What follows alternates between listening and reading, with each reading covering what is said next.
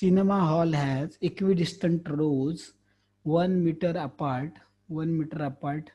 The length of the cinema hall is, just a minute. Swacom is connected or not? I think so. This is not connected.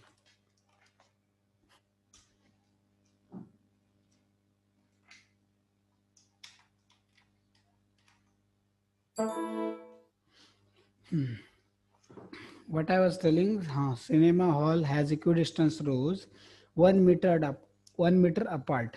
हर एक रो कितने distance पे एक दूसरे से? 1 meter. 1 meter apart. Yes, 1 meter है एक दूसरे से. फिर हमने देखा the length of the cinema hall is 287 metre and it has 287 rows. 287 meter है, it has 287 rows. Okay, so from one side of the cinema hall laughing gas, ठीक है, एक साइड सिनेमा हॉल के एक साइड से laughing gas N2O is released and from the other side weeping gas is released. laughing gas से क्या होगा? पागल जैसे हंसने लग जाएंगे आप, ठीक है. तो laughing gas and weeping gas क्या होगा? रोने लग जाएंगे, ठीक है. रोने लग. यस, कभी खुशी कभी गम, ठीक है, ऐसा चालू हो जाएगा दोनों साइड से. तो एक साइड से लाफिंग गैस रिलीज किया हमने और दूसरे साइड से वीपिंग गैस रिलीज किया. तो किस रो में जो लोग बैठे हैं वो हंसेंगे भी और रोएंगे, दोनों साथ में करेंगे, है ना. हंसते हंसते रोना सीखो, ऐसा कुछ तो है ना, वो गाना बहुत पुराना गाना है वो, पता नहीं कुछ तो है, मुझे इतना याद आया बस, ठीक है. तो वो हंसेंगे भी और क्या करेंगे, रोएंगे भी. तो ऐसे हमें ढूंढना है वो किस रो में, रो नंबर बताना है हमको, किस रो से वो रोना चालू करेंगे और किस रो से हंसना चालू करेंगे. इधर मतलब बीच में से के रो वाले पूछ रहे, सॉरी, एक बीच का एरिया रहेगा जिधर हंसेंगे भी और रोएंगे भी वो. तो देखिए किधर तक हम लोग देखते कैसे सॉल्व करना है इसको. तो देखिए पहले हमने एरिया देखा 287 मीटर, क्योंकि एक रो में डिस्टेंस है 1. टोटल कितना है? 287 रोज है, इसलिए 287 मीटर का हॉल है, 1 मीटर अपार्ट है एक दूसरे से. तो इधर से N2O लैपिंग गैस छोड़ रहे, उधर से देख रहे कि उधर वीपिंग गैस छोड़ रहे, ठीक है. फिर मोलिकुलर वेट जो है इसका सी वीपिंग गैस का और लैपिंग गैस का निकाला हमने, कितना है 154.5 44. तो ये गैस का क्या हो रहा है? डिफ्यूजन हो रहा है. तो हमें पता है डिफ्यूजन किसको इनवर्सली प्रोपोर्शनल होता है? मॉलिक्यूलर वेट को, बराबर ना. Yes sir. Inversely proportional to molecular weight. इसलिए क्या आएगा देखो, rate of diffusion of N2O upon rate of diffusion of weeping gas is equal to क्या होगा? Under root of M2 upon M1. M2 is how much? 154.5 upon क्या आएगा? 44. तो उसका कैलकुलेशन किया तो कितना आ गया? अंडर रूट 3.5, ठीक है. फिर हमें रेट इतना कितना कितना रेट का रेशियो कितना मिला? 1.87:1. 3.5 का अगर हम स्क्वायर रूट निकालते तो कितना आ गया? 1.87:1.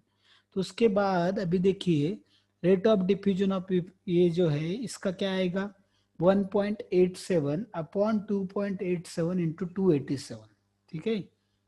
1.87 अपॉन 2.87 इंटू 287. तो इससे ये क्या मिल रहा है हमें? यस, ये क्या मिल रहा है? डी जो निकाल रहे हैं हम लोग. तो देखिए 187th रो से क्या मिल रहा है हमें? N2O स्लाइड होगा, ठीक है, 187 से. अभी इसलिए स्पेक्टेटर जो है हम देखते हैं N2O जो है 187th वाली जो रो रहेगी उसमें जो बैठे वो रोना और हंसना दोनों चालू करेंगे, ठीक है.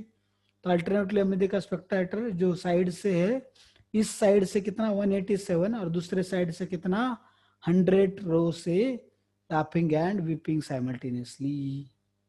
समझ में आ रहा है सबको ये वाला? ठीक है. तो ये Yes. हाँ, तो इसलिए ये 187 टोटल कितने 287 रोज है. तो उनका रेशियो कितना है डिफ्यूजन का? 1.87:1, मतलब 187:100 रेशियो उनका, सिंपल. तो इधर से 187 से चालू होगा और इधर से इस साइड से 100 से चालू होगा, इसलिए 187 and 100. Is it clear guys? Yes sir. या ये देखो एक इधर से निकाला है रेशो से, तो हमें वो बाकी कुछ ये डी वगैरह निकाला है तो इधर से डायरेक्टली बता सकते हैं हम लोग 1.87:1, तो उसको 100 से देखेंगे हम लोग, मल्टीप्लाई करेंगे तो 187 100, क्योंकि दोनों का 287 कैंसिल ही होने वाला है एनीवेज। तो इधर से 187 रो, उधर से 100 वाला रो, ऐसा दिख रहा है। 2.87 इंटू 287, उससे हमने मल्टीप्लाई किया तो हो गया ऐसे। अभी नेक्स्ट, और कौन से क्वेश्चन में डाउट है किसी को बोलो, और कोई क्वेश्चन में डाउट है किसी को? Yes, anybody? Kinetic molecular theory of gases, ठीक है, केटीजी, इसको क्या बोलते हैं, केटीजी। तो ये आपको फिजिक्स में चैप्टर भी है, सेपरेट चैप्टर है, आपको स्पेशल चैप्टर है काइनेटिक थ्योरी ऑफ गैसेस करके, जिसको केटीजी बोलते हैं। उस चैप्टर में आप इस थ्योरी को डिटेल में पढ़ने वाले हैं, बस हम लोग अपने सिलेबस में जितना है that much will see. So see now kinetic theory of gases. तो काइनेटिक इस थ्योरी के हिसाब से अगर हम देखेंगे, तो अगर हमें जो अलग अलग गैसेस है उनका बिहेवियर एक्सप्लेन करना है, तो मैक्सवेल एंड बोल्ट्जमैन जो दो साइंटिस्ट थे, ठीक है, मैक्सवेल और बोल्ट्जमैन ने, तो उन्होंने एक थ्योरी बताया जिसको हम क्या बोलते हैं, kinetic molecular theory of gases, to understand in different situation different condition how gases behaves. इनके कुछ पोस्टुलेट्स है। तो पहला क्या होगा पोस्टुलेट, तो गैस, कोई भी गैस रहेगा उसमें बहुत सारे पार्टिकल है, बहुत सारे छोटे छोटे छोटे छोटे पार्टिकल है, तो उनको क्या बोलेंगे हम लोग, मॉलिक्यूल्स बोलेंगे। वो पार्टिकल को क्या बोलेंगे, मॉलिक्यूल्स बोलेंगे, ठीक है। CO2 मॉलिक्यूल है, CO2 मॉलिक्यूल है, N2 मॉलिक्यूल है, तो ऐसे अलग अलग मॉलिक्यूल्स होंगे उसमें बहुत सारे। फिर उसके बाद देखते हैं कि कोई भी दो गैस मॉलिक्यूल में ना फोर्स ऑफ अट्रैक्शन है ना रिपल्शन है, वो एक दूसरे को अट्रैक्ट भी नहीं करते, रिपेल भी नहीं करते, ठीक है।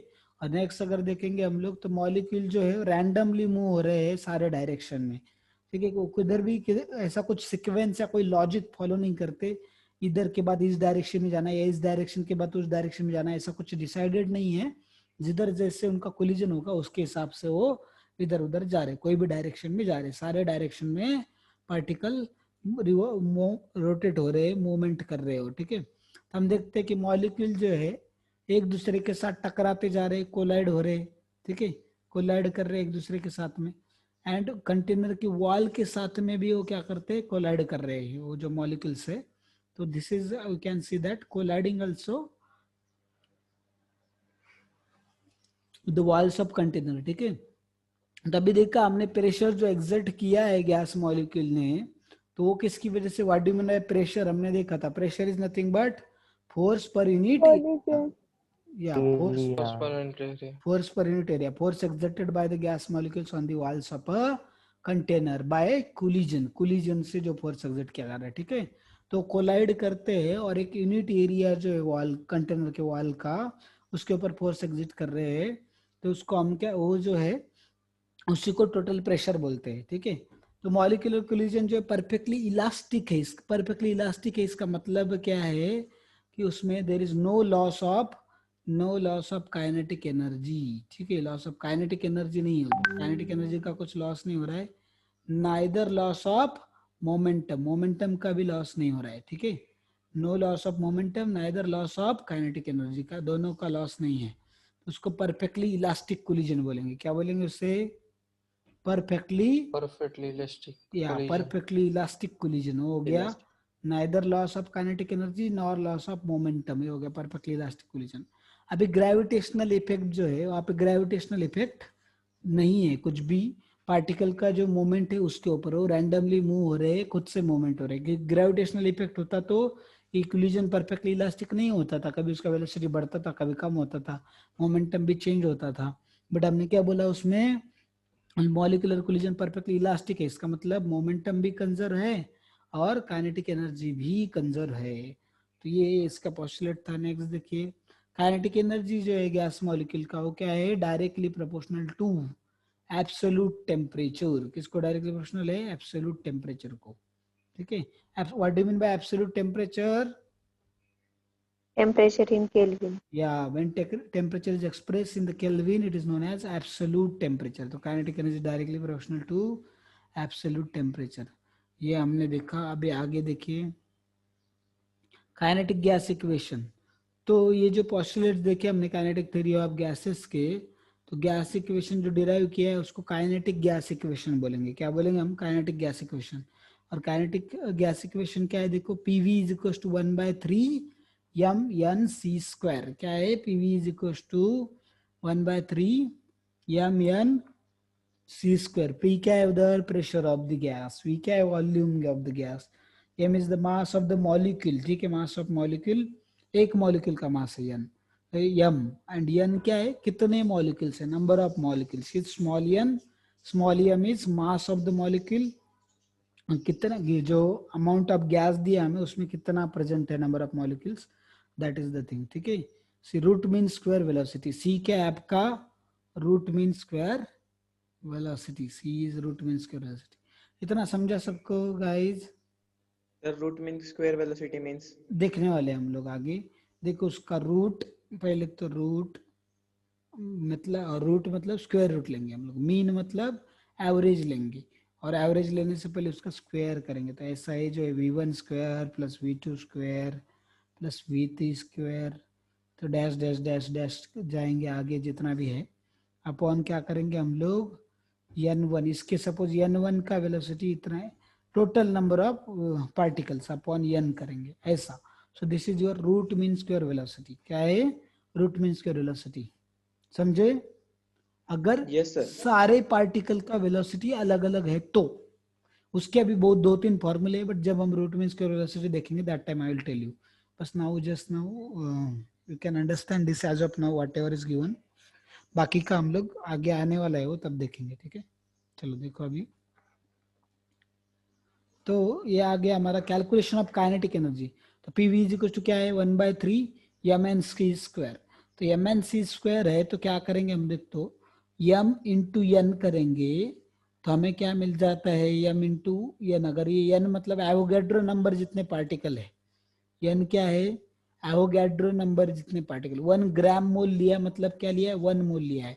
तो पीवी इज इक्वल टू या आर टी हो जाएगा, और 1 मोल में पार्टिकल कितने होते हैं? एवोगैड्रो नंबर जितने। बराबर है? Yes, sir. Yes sir. या तो फिर क्या आएगा? ये एवोगैड्रो नंबर जितने पार्टिकल है, तो एवोगैड्रो नंबर जितने particle into mass of 1 molecule, तो क्या हो जाएगा? वो मॉलिक्यूलर मास हो जाएगा। क्या हो जाएगा? मॉलिक्यूलर मास, है ना। एक पार्टिकल का मास इनटू एवोगैड्रो नंबर किया तो हमें क्या मिल जाएगा? एवोगैड्रो नंबर जितने पार्टिकल का मास, उसी को हम क्या बोलते हैं? Molecular mass. बराबर है? समझ रहा है कितना? Yes, sir. Yes, sir. या तो ये मॉलिक्यूलर मास, तो इसलिए क्या आएगा हमें? R T is equals to क्या आएगा वहां पे? 1/3 एम सी स्क्वायर। क्या आएगा? M C square. अभी इसको कैसे लिखता हूँ? देखो, मैं 2 से मल्टीप्लाई एंड डिवाइड किया तो मैंने 2/3 लिखा इसको, और इसको 1/2 लिखा। तो देखो 2 एनीवेज कैंसिल होने वाला है, तो कुछ लिया है ऐसा लिखा तो कुछ फर्क पड़ने वाला नहीं। 1/2 एम सी स्क्वायर। अभी मुझे बताओ इधर सी क्या है आपका? व्हाट इज सी? सी क्या है उधर? Root mean velocity. हाँ, रूट मीन स्क्वायर वेलोसिटी, मतलब वो वेलोसिटी है। तो हमें पता है हाफ एम वी स्क्वायर क्या होता है? Kinetic energy. या तो ये जो है एक्सप्रेशन किसका आ गया? काइनेटिक एनर्जी का। तो फिर हम क्या करेंगे? 3/2 R T is equal to क्या आ गया आपका? Kinetic energy. बराबर? Yes, sir. या काइनेटिक एनर्जी बेटे किसके लिए है? पर मोल। काइनेटिक एनर्जी पर मोल। Mole. 1 मोल का अगर चाहिए तो ऐसा है। अगर n मोल का चाहिए तो क्या करेंगे? n से मल्टीप्लाई करेंगे। Kinetic energy for n moles कितना आएगा? 3/2 एन आर टी आ जाएगा। कितना आएगा? 3/2 एन आर टी। समझा सबको? Yes sir. Yes sir. Yes, sir. और अगर काइनेटिक Yes, एनर्जी sir. पर मॉलिक्यूल चाहिए तो फिर पर मॉलिक्यूल चाहिए तो कैसे निकालेंगे? इसी को, ये जो इक्वेशन है उसको क्या करना पड़ेगा? एवोगाड्रो नंबर से डिवाइड करना Multiply. Divide. Divide. हाँ, 1 मॉलिक्यूल का चाहिए ना। ये 1 मोल का, 1 मोल में कितने पार्टिकल होते हैं? एवोगाड्रो Avogadro's number is हाँ यस, इसलिए आर को एवोगाड्रो नंबर से डिवाइड किया। तो ये जो आर बाई एन है उसको बोल्ट्जमैन कांस्टेंट बोलते हैं। क्या बोलते हैं उसे? बोल्ट्जमैन कांस्टेंट, बोल्ट्जमैन कांस्टेंट, ठीक है, बोल्ट्जमैन कांस्टेंट बोलते हैं उसको। तो बोल्ट्जमैन कांस्टेंट जो है वो हमने देखा, उसको के से डिनोट करते हैं। किससे? की। क्लियर? किससे डिनोट करते हैं? के। तो क्या आएगा आपका 3/2 kT। काइनेटिक एनर्जी पर मॉलिक्यूल क्या आ गया आपका? 3/2 kT। Is it clear guys? समझो इतना? yes sir. या अभी देखो आगे।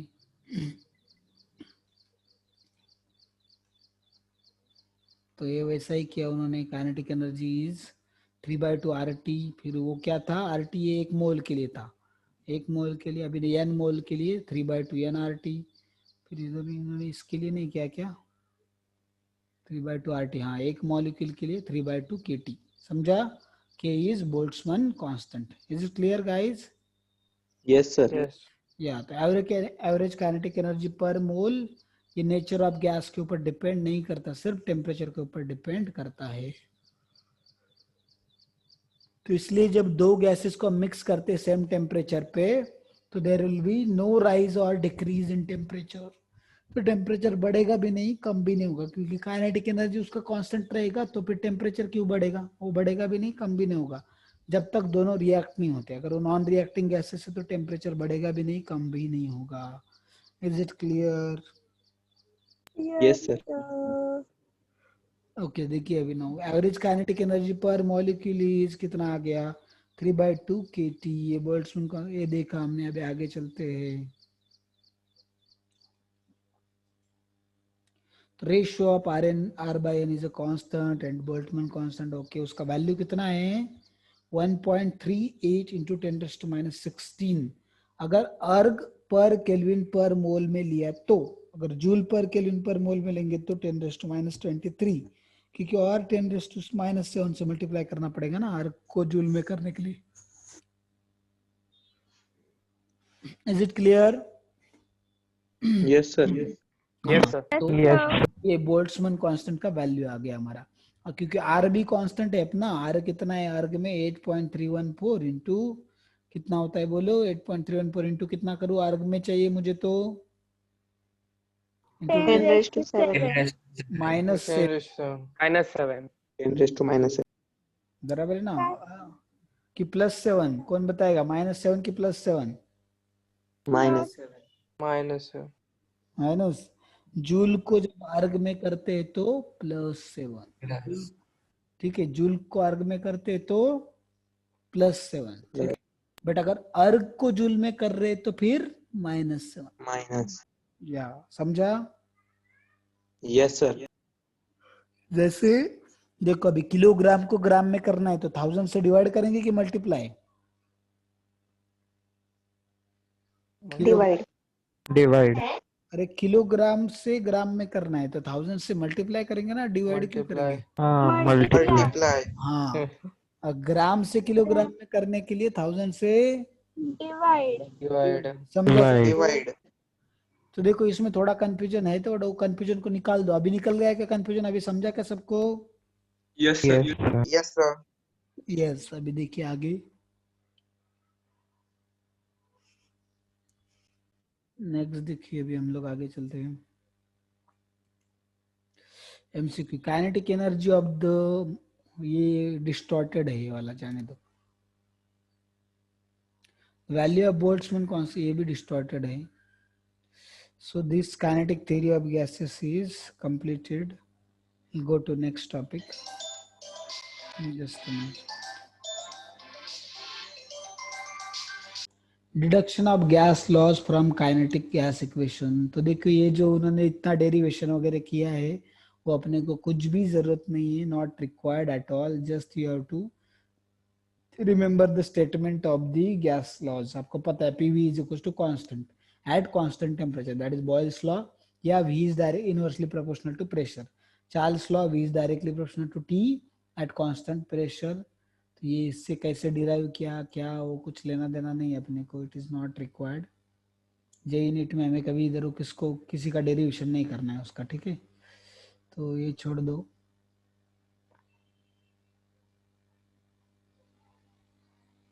ये पार्शियल प्रेशर का भी पता है हमें, total pressure is equal to P1 plus P2। हाँ, ये हमारे लिए कुछ काम का पॉइंट है।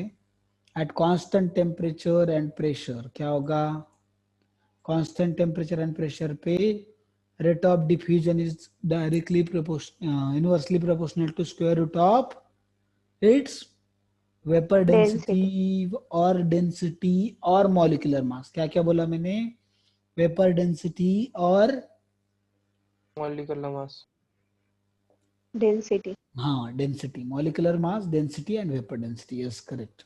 तो ये देखा हमने, फिर चलो आगे, इसका भी डेरिवेशन कुछ रिक्वायर्ड नहीं अपने को, ये भी कुछ नहीं है required. Maxwell distribution of molecular velocities of gas molecule, ठीक है, ये अपने काम की चीज है कुछ, this will see now. Maxwell Boltzmann distribution of speed, तो पता है गैस पार्टिकल जो है, दे आर, वीडियो ऑफ करो, तो देखिए गैस पार्टिकल जो है they are separated by large empty spaces, बहुत बड़े बड़े एम्प्टी स्पेसेस से वो सेपरेट है, and they are moving rapidly in all direction, एक दूसरे रैपिडली क्या हो रहे, फास्ट एकदम मूवमेंट कर रहे इधर से उधर, ठीक है। तो मूवमेंट जब करे तो एक दूसरे के साथ क्या हो रहा है, वो कोलाइड भी कर रहे हैं एक दूसरे के साथ में, बराबर है, they are colliding with each other. तो उस टाइम पे एंड सिर्फ खुद के एक दूसरे के साथ ही कोलाइड नहीं कर रहे हैं, जो कंटेनर की वॉल है उसके साथ में भी कोलाइड कर रहे हैं, बराबर है। Yes. Yes, sir. तो ये जो अलग अलग फ्रिक्वेंट कोलिजन्स हो रहे हैं, तो जो स्पीड है, डायरेक्शंस है, मोशन ऑफ मॉलिक्यूल्स का, वो क्या हो रहा है, बदलता जा रहा है। तो इसलिए उनके स्पीड सेम नहीं है, उनके स्पीड्स क्या क्या है, अलग अलग होते हैं, बहुत सारे पार्टिकल्स का अलग अलग, क्योंकि डायरेक्शन भी अलग अलग होती है, स्पीड भी अलग अलग होती है, क्योंकि कोलिजन अलग अलग डायरेक्शन में अलग अलग होते हैं, अलग अलग पार्टिकल का कोलिजन का फ्रीक्वेंसी अलग अलग है, इसलिए उनके स्पीड भी अलग अलग होंगे। इज इट क्लियर, समझा इतना? Yes, sir.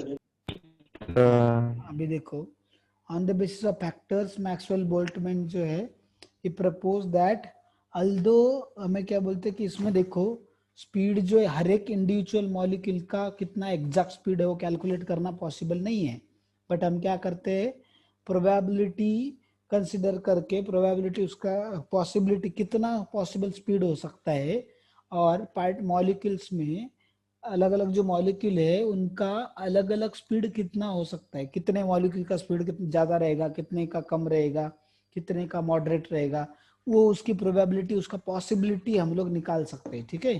तो ये जो डिस्ट्रीब्यूशन है पॉसिबिलिटी का या प्रोबेबिलिटी का, अलग अलग वेलोसिटीज का पार्टिकल्स के या मॉलिक्यूल्स का, उसको बोलते हैं मैक्सवेल बोल्ट्जमैन डिस्ट्रीब्यूशन। क्या बोलते हैं उसे, Maxwell Boltzmann distribution, या मैक्सवेल बोल्ट्जमैन डिस्ट्रीब्यूशन, ठीक है। तो चलिए फिर आगे देखते हैं हम लोग। तो डिस्ट्रीब्यूशन कर्व जो है कांस्टेंट रहता है at particular temperature, particular temperature पे कांस्टेंट। तो देखिए फ्रैक्शन ऑफ मॉलिक्यूल है और स्पीड है सेंटीमीटर पर सेकंड में, fraction of molecule delta N by N क्या रिप्रेजेंट करता है, fraction of molecules, that is fraction of molecule, and ये क्या है, speed in centimetre per second. अभी देखो, most probable velocity, average velocity and root mean square velocity, most probable speed, average velocity and root mean square velocity, ऐसे तीन speed देखने हैं हमको, कौन से, पहला तो है most probable velocity, दूसरा average velocity, तीसरा root mean square velocity, clear? या तो ग्राफ देखा हमने, अभी एक वन बाय वन देखते हैं हम लोग। तो कंक्लूजन देखिए इस ग्राफ का क्या है, फ्रैक्शन ऑफ मॉलिक्यूल जिनका हम देखते हैं वेलोसिटीज बहुत कम या बहुत ज्यादा हाई है, वो बहुत कम है, ठीक है। बहुत कम वाले भी मॉलिक्यूल बहुत छोटे से है, और बहुत ज्यादा वेलोसिटी वाले भी बहुत कम है, बट मॉडरेट वाले जो है बहुत ज्यादा है। तो फ्रैक्शन ऑफ मॉलिक्यूल जिनका स्पीड देखते हैं कि हायर स्पीड इंक्रीज हो रहा है, किधर तक इंक्रीज होता जाएगा जब तक वो पीक तक नहीं पहुंचते। तो हम देखते हैं वहां से पीक के बाद से क्या हो रहा है, डिक्रीज होना चालू हो रहा है। दिख रहा है इधर देखिए ग्राफ में, पहले इधर बढ़ता जा रहा है बढ़ता जा रहा है, कहाँ तक, पीक अचीव होने तक। एक बार पीक अचीव हो गया तो फिर से क्या हो रहा है, डिक्रीज होने लग गया। दिख रहा है सबको एक ग्राफ के अंदर? Yes, sir. Yes, या sir. पहले देखिए इधर Yes, ऐसा sir. इंक्रीज हुआ इस तरीके से, ऐसा इंक्रीज हुआ फिर डिक्रीज होने लग गया। ठीक है, इस तरीके से then gradually started decreasing. Clear? ऐसे ऐसे। नेक्स्ट देखो,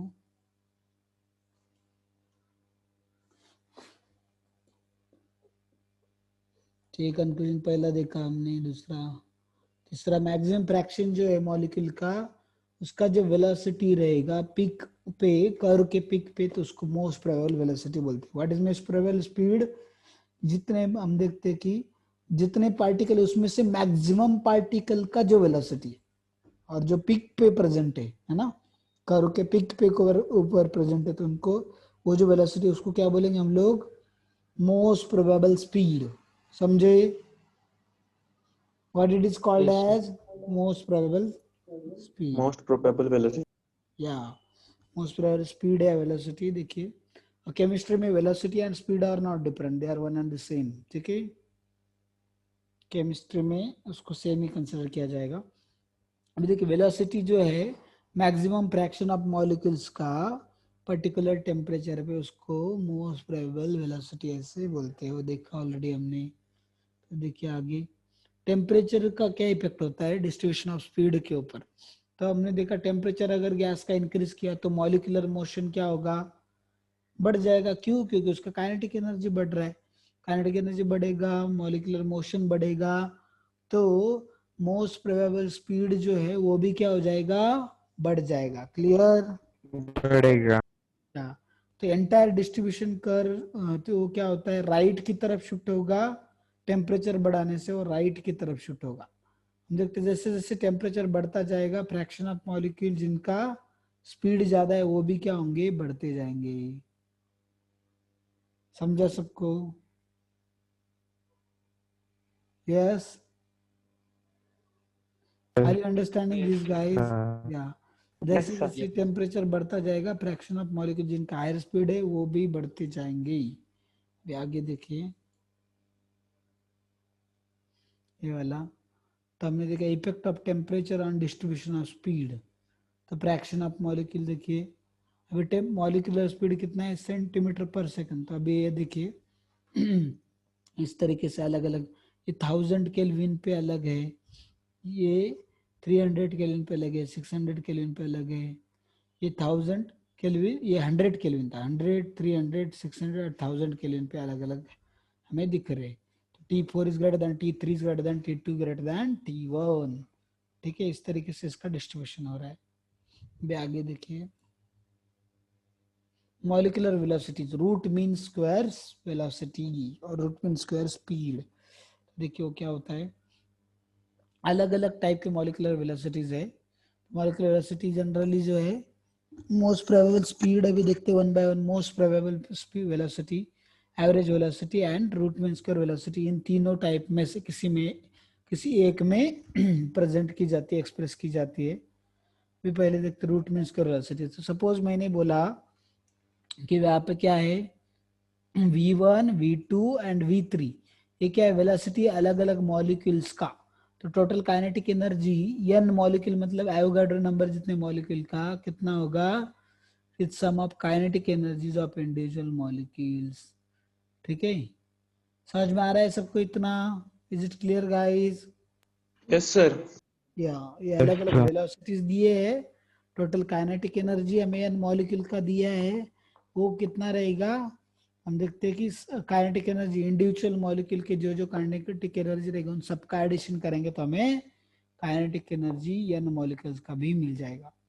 तो देखते हैं वेलोसिटी जो है हर एक मॉलिक्यूल का। देखिए अभी सपोज हर एक मॉलिक्यूल ने कितना वेलोसिटी पोजेस किया है, v। अगर ऐसा है तो उस केस में फिर टोटल काइनेटिक एनर्जी कितना आएगा, n into half m v square.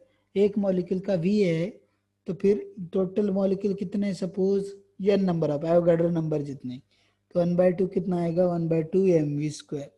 Is it clear? Yes, sir.